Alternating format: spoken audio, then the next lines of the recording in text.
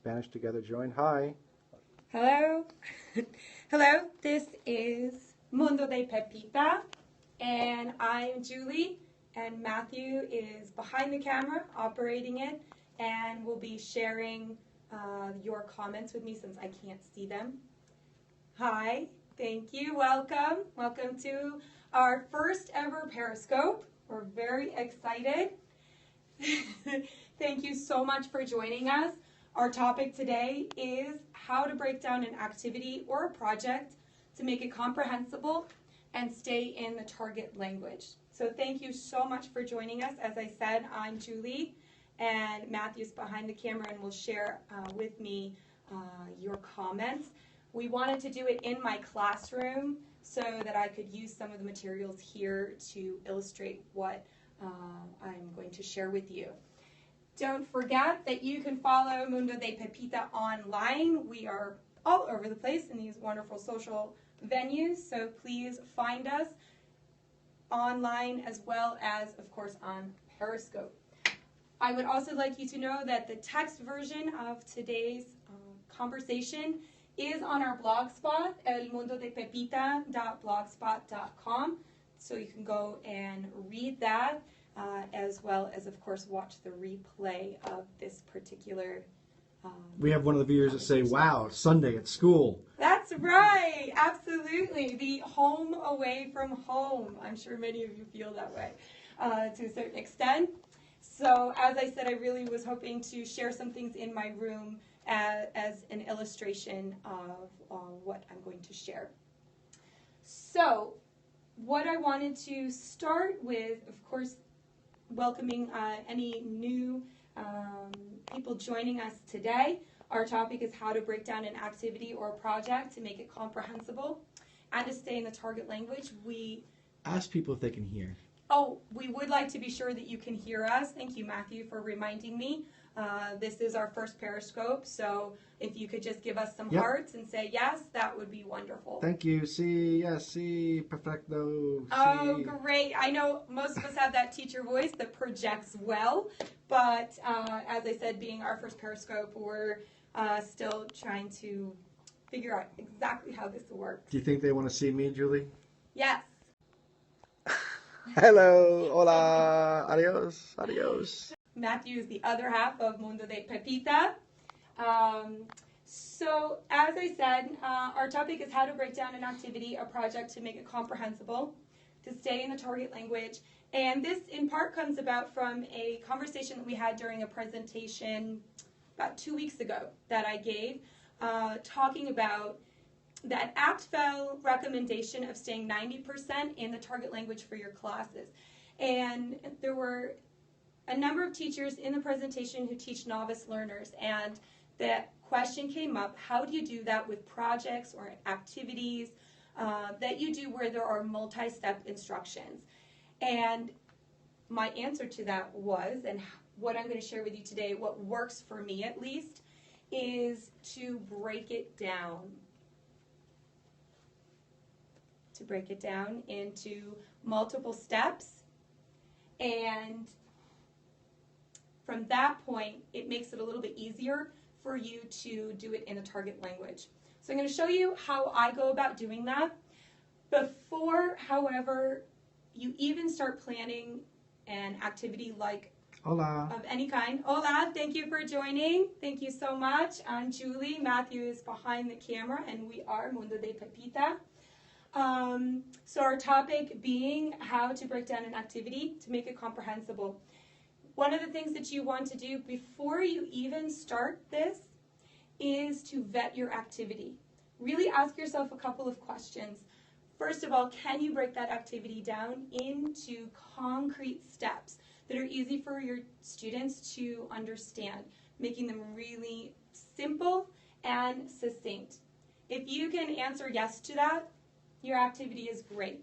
If your answer to those questions is no, then you probably want to either chuck that activity altogether or put it into another grade level with a learner who has more language than your novice learners.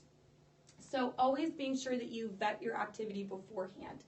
So let's say that you have your activity. You're excited about it. It's a craft project or an activity on paper, or it might be a step-by-step game. Can the activity be broken down into concrete steps? Yes, absolutely. And that's really important. You want to be thinking about whatever activity, thank you so much for the question, whatever the activity is, as you are vetting it and thinking about that activity, can it be broken down? Some activities are more challenging to break down into simple steps than others. And if we're talking about those novice learners, we really want steps that are concrete. Those steps, for example, I had done a game with some students, an authentic game with one of my third grade classes a few weeks ago, and the steps to this game were very simple, the rules as it were. So it was easy to break it down. There were only 3 rules that they needed to know and understand in order to be able to play. So although I'm going to share with you an activity that my kindergartners did on paper last week, this applies not just to those things that are on paper, but really any games or other activities that you're doing in the class. Anytime that you're giving instructions, so perhaps I should frame it better in that way. Anytime that you're giving multi-step instructions, you want to be thinking about those instructions in terms of their simplest, most concrete forms to make it much easier for your students. So once you have your activity decided upon, then you want to make sure in your head that you've planned out those steps, you have them in your head. When we're doing 90% in the target language, really planning out ahead of time what you're going to say. Certainly there's lots of room for some ad-libbing, but having as much planned as possible beforehand is important.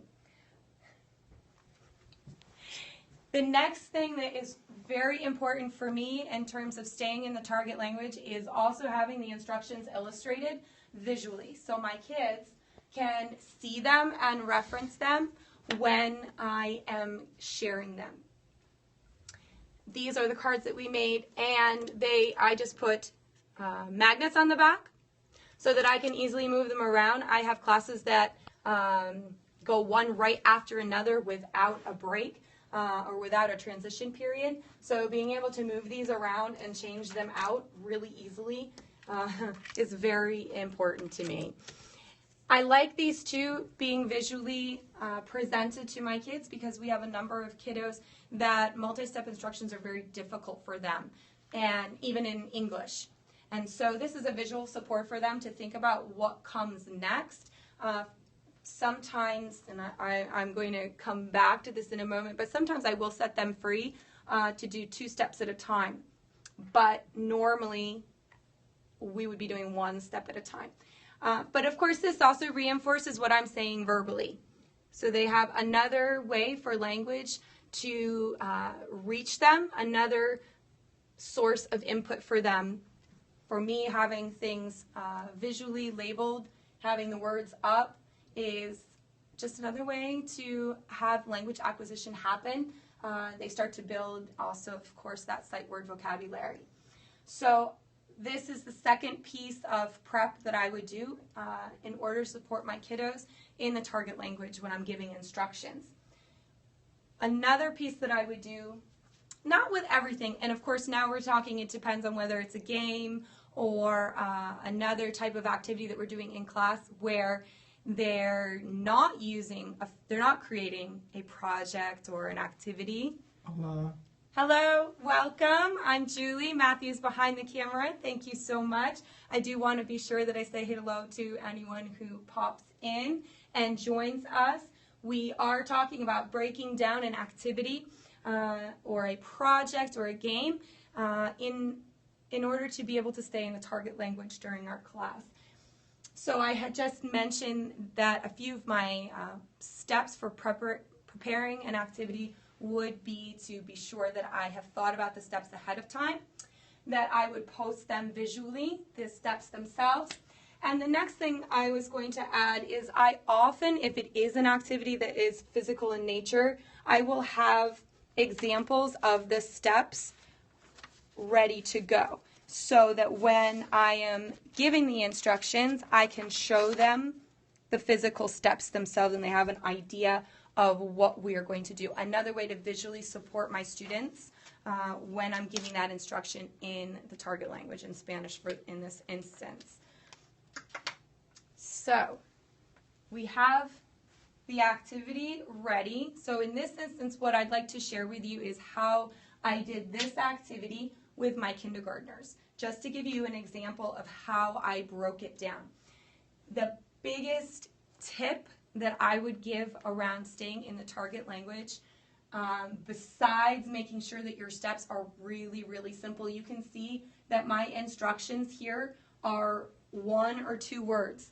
I put them in the infinitive because oftentimes I will say to them, I might not give them the instructions specifically. I might say, vamos a poner el nombre.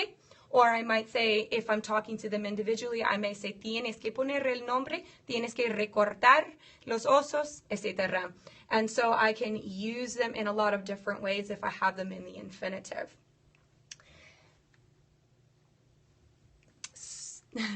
So, the next and last piece that I do for preparing an activity that they're going to do that is in the folder is that I do stuff my folders ahead of time. Don't worry about being a new teacher. It's great that you're here. These ideas are great, and you can really apply them to your classroom. Well done you for being a teacher. It is going to be one of the best jobs you have ever had. It is absolutely true.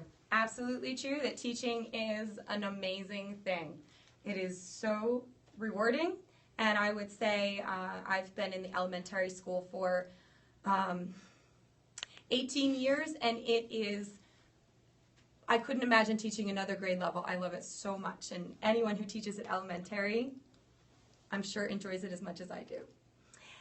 So one of the things the last thing that I do before I am ready to start the activity, in fact, this is something I would do during my prep time, I always stuff my folders with the activity ahead of time. That way, and you can see this one has already almost been finished, but before we even started, I had put the 2 activity pages that we were going to be using, I had already put them in all of my students' folders. Now, Julie, when you say stuff the folders, I just want to make sure everybody knows, is we have folders here, but if you look at Julie's little bookcase, every single class, every single individual in the school, 300 some odd kids, has their own folder. So unfortunately, it is stuffing 300 folders full of stuff, but it's well worth it. Absolutely. This is a classroom management tip, actually, above and beyond the idea of staying in the target language. This is a way for me to be really efficient. I have 30-minute classes. I don't want to spend that time handing out activities. So I stuff anything that we are going to be doing on paper, even if it's a craft project that I'm going to be doing in the target language, and that would require construction paper, for example. I put that into the folders ahead of time. That's part of how I spend my prep period, so that I don't have to hand it out. And I will say additionally that I collect, my kiddos sit in a circle around the rug, and when I collect the folders, I collect them in order around the rug so that when I hand them out, I can hand them out in order. It saves a lot of time. And the activities, do the kids get to take those activities home at the end of the term, or? They do. Great question. Typically what I do is at the end of a theme, and I have an example. These are, we're getting a little off topic here, sorry. Yeah, that's okay. We really appreciate the questions. What I do at the end of the theme is I create a little note for the parents, and I staple that to the mini book that we have done for that theme. All of my themes center around one of our mini books from Mundo de Pepita. And if there's an activity that we did with it, that gets stapled as well. This was an activity where they had to use their imagination to describe Ratoncito Pérez, the tooth mouse. Mrs. Soto, hello. Hola. Hello, welcome. I'm Julie. Matthew is behind the camera. You'll hear his voice. And we are talking about breaking down an activity or project to make it comprehensible in the target language. So that is what I would do at the end of a theme. It's a great way to have a homeschool connection. When kiddos go home, they can share what they've done, which is really great. So this is the last piece that I would do before I start the activity, is have the folders stuffed and ready to go. So let's look at this activity. The goal of the activity in terms of putting it together was they had the two different pages with the bears and the blank page where they were going, oh, that one's upside down. They're going to glue the bears on. This is a listening comprehension activity. We have been talking about bears and a year in the life of a bear. This is part of our theme pack, Pepita y el Oso. Sorry for that move. Sorry, which teaches the seasons, but in context, as I said, through a year in the life of a bear. So the bear in spring, or the bear in summer, the bear in autumn, and the bear in winter. And so, Julie, do the learners get to interact with this? Yes, absolutely. These come off when we retold the story, which I have here. The kiddos, as we retold the story, I had kiddos come off and put the bears where they belong. And then there's a whole set of activities that we have with this activity pack that they do with the bears, with the different season cards, like 4 corners you can play. And if you see this, each bear has something we may see in Maine, spring, I don't know. To identify, the season. Of course, the sleeping bear. And then we had all of these season category cards, which I'm going to be using again for the activity that I'm going to show you in terms of breaking down the steps. So I use these when they start illustrating the background for the bear in this activity. So I'll put this down. And so the first thing I should keep the folder for a moment because that is the first step. So I do know that, I will make the assumption that some people who are watching may not speak Spanish. So I will keep it in English, but I will give it in Spanish and then give it in English for anyone who doesn't understand that, just so everyone's very clear and I'm getting across. These materials, we'll let you know at the end. Julie has created these materials. We have created this company, but we'll talk about that at the end. Absolutely. Yes, we'll show you more of the classroom too. Definitely. We'll do a little classroom walk so you can see. It's a bit of a wreck right now because we're in the midst of all kinds of different things. Thank you for that. Thank you. So the first thing that I would say to the kids, so imagining that their folders are out, I have handed them out. I've gone right around the circle. Yep, there is a website. We'll get that to you at the end. You can definitely go to our blog, elmundodepepita.blogspot.com. In fact, the text to today's conversation is already up there so that you can see it and read it for future reference. But we do also have our store on Teachers Pay Teachers, Mundo de Pepita, and we will certainly be sure to share that with you at the end too. So the first thing, my folders have been handed out, okay? I've gone around the circle really quickly to hand them out. I just drop them. And the first instruction that I will give them, actually, even before we get to these up here, is, of course, sacar la actividad y alto. Take out the activity and stop. I use alto because it's very easy. I could, of course, use para, but I use alto typically. Thank you so much. Muchas gracias. I don't speak Spanish that well. He's doing a wonderful job. So as I said, the first instruction will be to take out the activity. And again, you note that it is really, really simple, very succinct. I wait for them. And here's the biggest piece for me, for both classroom management and also to support my kids with a multi-step instruction, set of instructions. If you give all of these instructions all at once, kids are going to get lost. They're not going to know what to do next because we have many kids who cannot follow multi-step instructions, even in English, as I said earlier. So why try to do that in the target language? We want to give them as much support as possible. So this is the biggest tip from my perspective, is that we are going to go one step at a time, and everyone's going to finish that step before we go on to the next one. So as I said, first instruction was take out the activity and stop. Sacar la actividad de la carpeta y alto. They do that. So then the next instruction is going to be poner el nombre usando un lápiz y alto. Put your name on the paper with a pencil and stop. At this point, what I will do is I will circulate around the room. Typically, I will say the instruction a couple of times. I'll repeat myself so that they hear me. And then I will circulate around the room and be sure, I will go to their papers and I might point, tienes que poner el nombre, ta, ta, ta, ta, ta, around.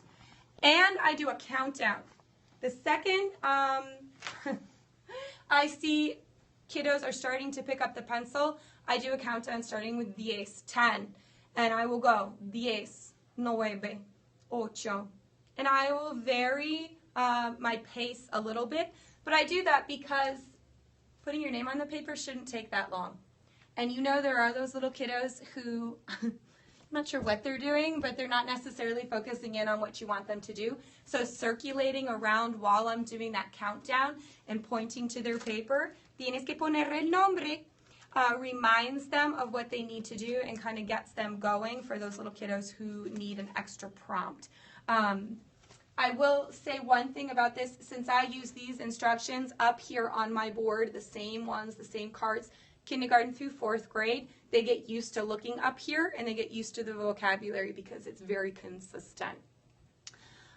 Once I have seen that they've got their name on the paper for this particular activity, then I will go on to the next instruction. And again, I usually give them about 10 to 15 seconds to do that. It should not take long for putting your name on the paper. The next thing I would say, because of course it is this activity, and it would depend on your activity what your next instruction would be, I would say, okay, el paso número 2, nosotros vamos a recortar. ¿Dónde están mis tijeras? Bueno, okay, vamos a recortar los osos. Question, do you teach these keywords early on or use them for comprehensible input? Both. Actually, I do not teach them out of context. I teach them as we start using them. So the first time that we do an activity, I will be teaching them and showing them up here. Sometimes because they're magnetized, I take them around the room and show them right to the kiddos. Hi, Sarah. Thank you for joining us. We are talking about breaking down instructions or activities into comprehensible chunks so that we can stay in the target language. So we've gotten step number 1, poner el nombre usando un lápiz, put your name on the paper, y alto. Okay, so each time you're doing one step at a time and waiting for everyone to do that before you move on to the next one. Very supportive for your kiddos. So if we're at number 2, número 2, el paso número 2, vamos a recortar los osos usando las tijeras. Así. Okay. So that they can see that they're going to be in the little squares. That's always important.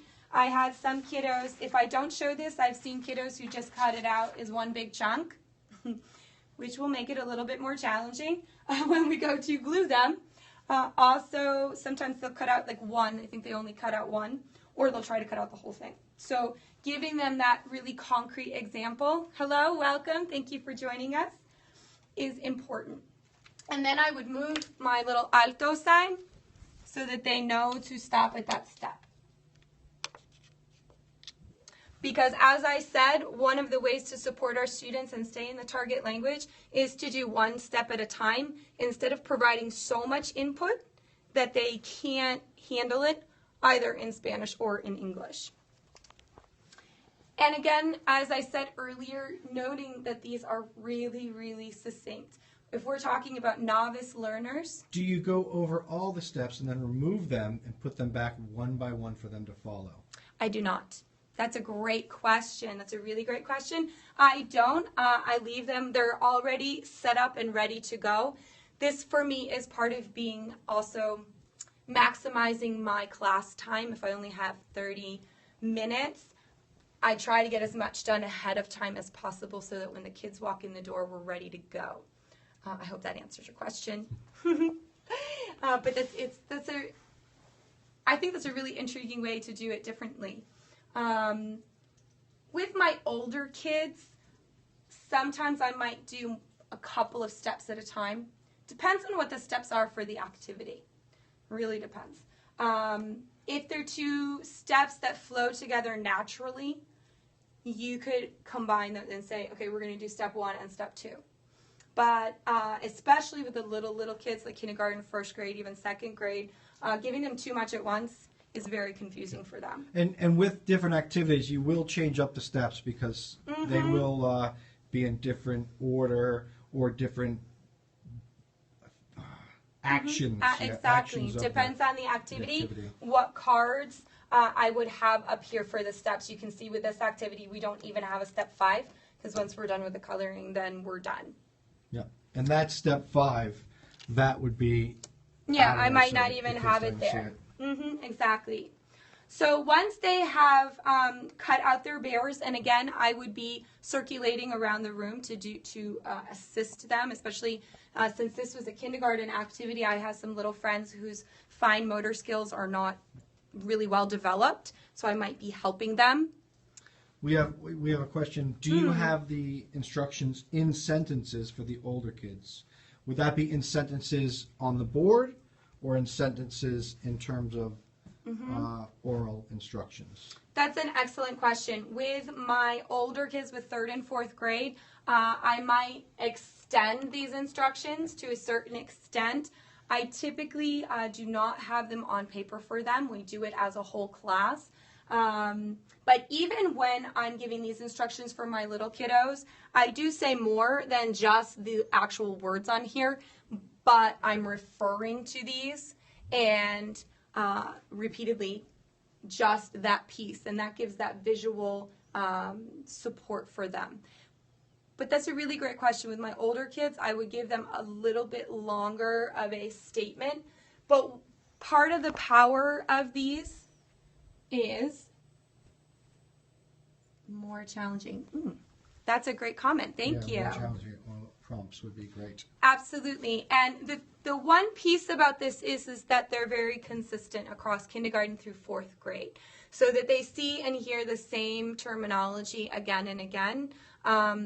I have at least found that consistency is really helpful for kids to understand.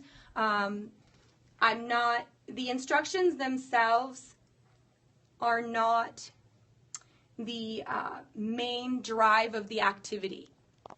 We had a question about if you don't have your classroom, how can you set up, stuff to be prepared and so forth? Excellent question. I was on a cart for 13 years, so I feel your pain. Couple of things that I did and to be prepared in this way, for example, was to have a poster. Hi, Marlene. Hi, welcome. Thank you for joining us. I'm Julie. Christina. Hello. Matthew's behind the camera. We just had a question about if you don't have a classroom, how can you still set yourself up ahead of time? I would have a poster with Velcro. So you'd have these with Velcro on them. You could use a thicker poster board if you wanted with Velcro so that you could switch them out really easily, and then you just have like a little baggie or somewhere else that you can stick these so that you can run in to the classroom. I'm a huge fan, even now with my own classroom, of the magnetic clips, so that you would have your clips on your poster and all ready to go, so that when you walked in, you just stick it right on whatever board that they have. If they don't have a magnetic board, then having the bulldog clips, I think that's what they're called, these types of clips, and having them on top so that you can clip them to their easel. Especially if you're in a primary room, you might be finding that they have an easel where you need to stick them instead. But that is really, really helpful to have it ready to go with Velcro. The other thing that you could do is stick the poster right to your cart. Muchas gracias, Caro. That was Carolina Gomez from Fun for Spanish Teachers, and she is an incredible wealth of information and ideas and an incredible teacher. You really need to find her online, Fun for Spanish Teachers. She's got an incredible blog with tons of information. The other thing that I would say about, I had mentioned stuffing my folders ahead of time, talking again about being efficient. I had crates in every classroom. They allowed me a space for a crate, and I kept the folders in there so that I didn't have to lug them around. And I would go during my prep time and stuff them beforehand so that when I got to class, they were already stuffed and ready to go. So we've gotten to putting our name on the paper and stopping, cutting out the bears and stopping. And so we're going to go through this process again, through each step. So then we get to the gluing, right? And I really like to demonstrate it for the kids. I don't like to just say it. I'm huge on every visual support possible. I'm sure you are too. So having the instructions, but also having that example. So if we're on step 3, okay, ahorita nosotros vamos a pegar los osos, okay, a la tarea, a la actividad. And so I would demonstrate it, okay. Vamos a pegar el oso aquí. Because you have to make sound effects with little kids. Okay, and there we have it. And so on. And then again, I would circulate around the classroom and help as necessary. I would give them little reminders in Spanish again. Okay, tienes que pegar el oso. Así. Okay, so that I'm constantly using the target language with them. And at the same time, none of these steps should take too long, yeah, even with kindergartners. Big kids do like the sound effects. Do they? Well, there you go. It's part of your own personality shows through. With this activity, I'm not expecting them to take forever. Even those little kiddos who have a challenge with cutting out, we got to these 3 steps in a 30-minute class with, on top of that, our grading activity, and on one of the classes we celebrated a birthday. And before we even come into my room, we always choose our helper, so there's a few little routines. Hi, Mrs. Soto. Hello, welcome back. Thank you so much for joining us. And then last but not least, with this activity, and again, my biggest tip around staying in the target language, aside from having your instructions be really direct and concrete, is to go step by step, stopping at each one and having the kiddos finish that step before you move on to the next one. With this, okay, so we have the 4 bears. And I'm going to show you my little friend Riley. Okay. So part of the comprehension piece around this, as I said, this theme is around seasons. Seasons in the year in the life of a bear. Okay? So here we have, this is the bear in spring, this is the bear in summer, in fall, and in winter. Okay? Este es el oso en la primavera. So I'm looking for them not to read this, because this is kindergarten, but rather to comprehend it. So I'm going to read this aloud. But going back to the idea of step by step, we did each of these step by step, one at a time. I did not set them free with all 4 of these. We started with this one, and we did this one. When everyone was done with that, we then went on to this one. When we were done with that, we went to this one, and you can see this class, we haven't gotten to the bear in winter yet. So this, I really, really broke it down. I'm huge about breaking things down into the steps that are necessary to get it across in the target language. And quite possibly your kiddos didn't get to winter this year because Maine, we didn't have a winter. Yeah, right. We didn't have enough snow to count. One thing I will show you, when I broke this piece down, this particular activity down, and I taped myself doing it on Friday. It is on our blog spot on the post that I did for the text for today's conversation. So you can see that. How much can you accomplish in one class? Basically, going through the steps and cutting them out. Putting their name on the putting paper. Their name, cutting, gluing, and coloring 3. This was the second class. Second class, okay. Okay, we got to the coloring on the second class. I will say that when you, one of the things, I made it my professional goal this year that I was going to maintain 90% in the target language, not just for the fall, as I often did, but even when I got tired in the fall and I got sick in the winter or whatever, that I would keep going with it. In the past, I averaged anywhere between 65 to 80% throughout the year, but I really wanted to hit that 90%. Try teaching seasons in Miami. Yeah, exactly. Good point. Oh my gosh, good point. That's a great one. One of the things that I discovered about staying 90% in the target language all the time is that some things take a long time. You do go slower, but because it's comprehensible, the kiddos are getting, let me say it, not because it's comprehensible. If you make it comprehensible, which is of course extremely important in our goal, then it's time well spent. It's okay to go slowly. And step by step for me, again, is so important for those kiddos who cannot handle multi-step instructions. And that 90% pre-K and K is achievable? Yes. I teach kindergarten through 4th grade, and I started 90% right from probably the second week of kindergarten this year. The first week, of course, I was introducing myself and learning my kids' names. But I had kiddos that didn't think I spoke English through the fall. It was hilarious because they didn't hear me, or very, very rarely. It is challenging, and that is a scope that I would like to do in the future, is how to make that possible with kindergarten, how to make that possible with first grade.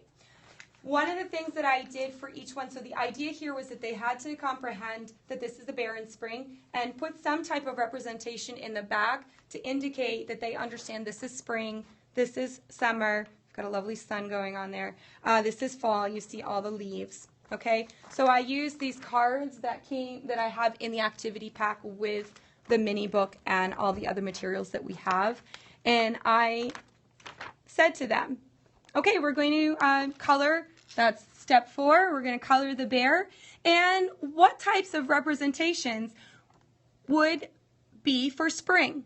And then I said to them, so here we are talking about staying in the target language and being comprehensible.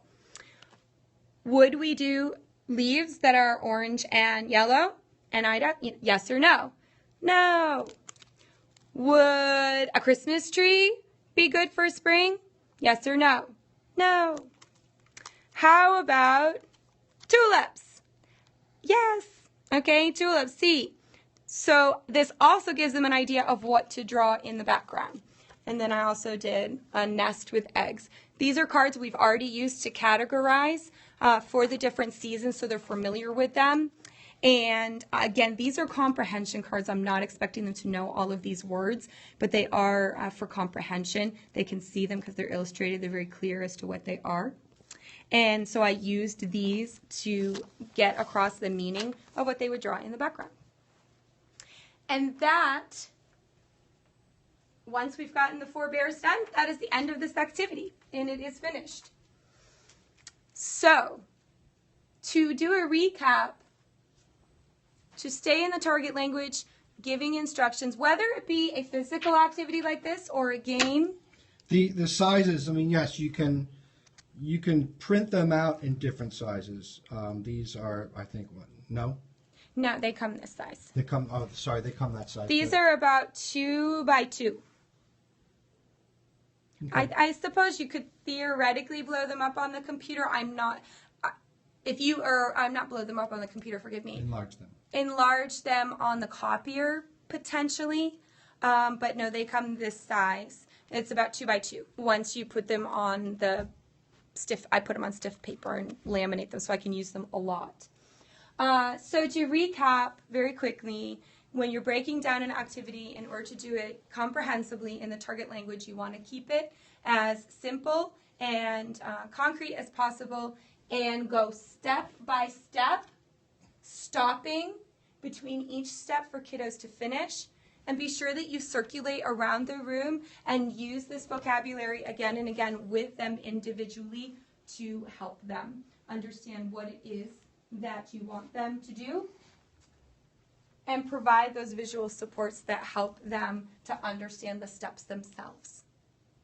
So I think if you have some questions or other things that you'd like to know about specific to this, please let us know. But I would also say to you that we really, really appreciate that you have joined us today on our first Periscope ever.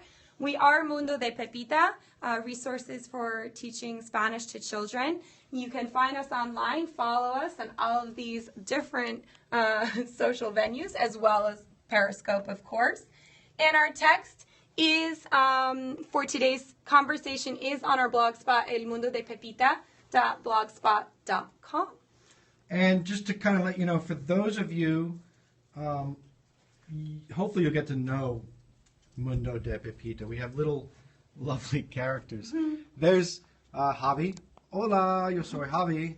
Right? And then there's Pepita. That's Pepita. Hola, yo soy Pepita. And there's Arturo. Hola, yo soy Arturo. And we have Olivia. Julieta. And my favorite, Mateo. Named after him. So we can show you, if you want to have other scopes on Julie's classroom. As you can see, this classroom is just chock-a-block of resources. Helado, we have other different activities that surround ice cream. Sorry for this big movement. This board is just amazing. Ratoncito Perez, how they're feeling, numbers. Yeah, so we would certainly encourage you to send us your thoughts or suggestions. You can certainly comment on the text that is up on our blog right now for today's conversation.